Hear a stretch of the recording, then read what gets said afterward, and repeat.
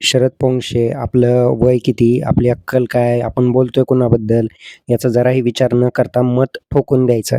म्हणजे एक प्रकारे गाढव परवडलं, एक वेळ डुकराचं ओरडणं परवडलं, पण तुझ्या तोंडातून जी काही घाण बाहेर पडत असते, ती प्रचंड दळभद्री आणि थर्ड क्लास लेव्हलची आहे. तू म्हणतोस काय, तर मनुस्मृती वाचणाऱ्यांनी ती जाळली नाही.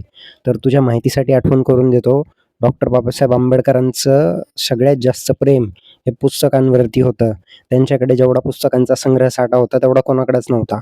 ज्या बाबासाहेबांना पुस्तकं एवढे प्रिय होते, त्या बाबासाहेबांनी जर मनुस्मृती जाळली असेल, तर मनुस्मृती ही किती खराब प्रकारचा ग्रंथ होता याचा अंदाज येऊन जातो.